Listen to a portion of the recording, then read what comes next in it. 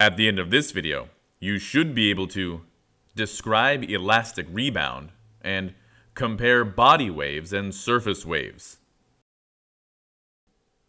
Chapter 12, Section 1, How and Where Earthquakes Happen.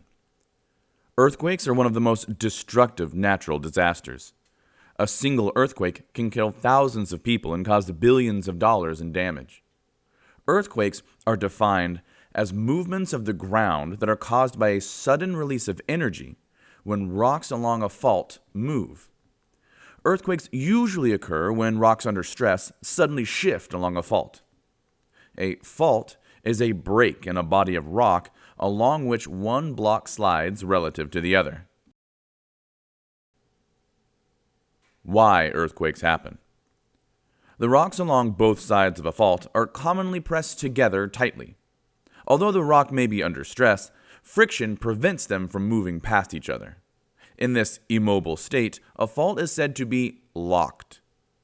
Parts of a fault remain locked until the stress becomes so great that the rocks suddenly grind past each other. This slippage causes the trembling and vibrations of an earthquake. Elastic rebound. Geologists think that earthquakes are a result of elastic rebound. Elastic rebound is the sudden return of elastically deformed rock to its undeformed shape. In this process, the rocks on each side of the fault move slowly. If the fault is locked, stress in the rocks increases. When the rocks are stressed past the point at which they can maintain their integrity, they fracture.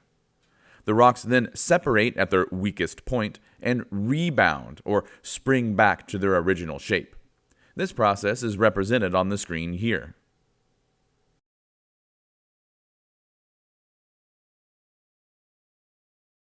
This strike-slip fault has no stress acting on it at this time. However, tectonic forces can push rock on either side of this fault in opposite directions. In this case, the rock behaves like a rubber band and deforms in an elastic manner. Elastic rebound occurs when more stress is applied to rock along the fault than the rock can withstand. When this happens, the rock slips and releases energy. Like a rubber band that has been stretched so far that it breaks, the rock returns to its unstretched shape. During elastic rebound, rock releases energy that travels outward as seismic waves and causes earthquakes.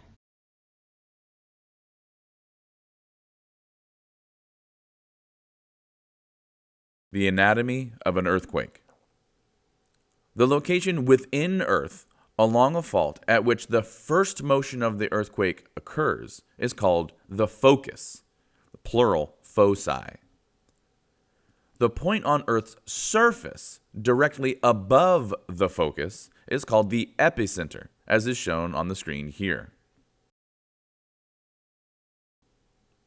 Although the focus depths of earthquakes vary, about 90% of continental earthquakes have a shallow focus. Earthquakes that have shallow foci take place within 70 kilometers of Earth's surface.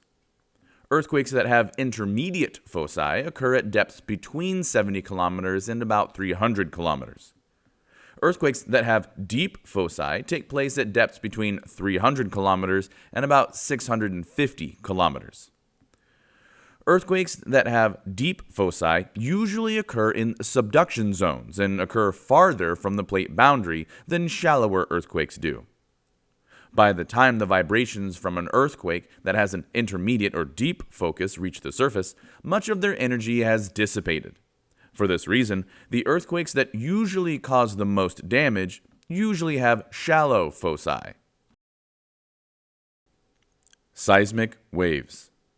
As rocks along a fault slip into new positions, the rocks release energy in the form of vibrations called seismic waves.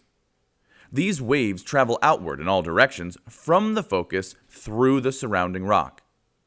This wave action is similar to what happens when you drop a stone into a pool of water and circular waves ripple outward from the center.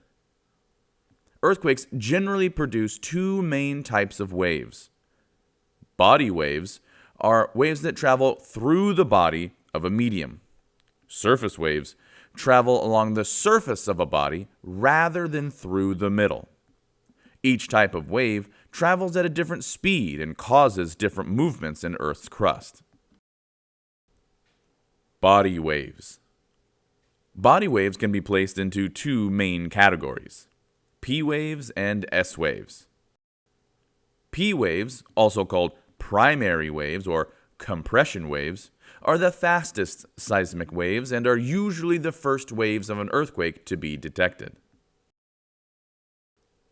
P waves cause particles of rock to move in a back and forth direction that is parallel to the direction in which the waves are traveling, as is shown on the screen here. P waves can move through solids, liquids, and gases. The more rigid the material is, the faster the P waves travel through it. S waves, also called secondary waves or shear waves, are the second fastest seismic waves and arrive at detection sites after P waves. S waves cause particles of rock to move in a side-to-side direction that is perpendicular to the direction in which the waves are traveling. Unlike P waves, however, S waves can travel through only solid material. Surface waves. Surface waves form from motion along a shallow fault or from the conversion of energy when P waves and S waves reach Earth's surface. Although surface waves are the slowest moving waves, they may cause the greatest damage during an earthquake. The two types of surface waves are love waves and Rayleigh waves. Love waves cause rock to move side to side and perpendicular to the direction in which the waves are traveling. Rayleigh waves cause the ground to move in an elliptical or rolling motion.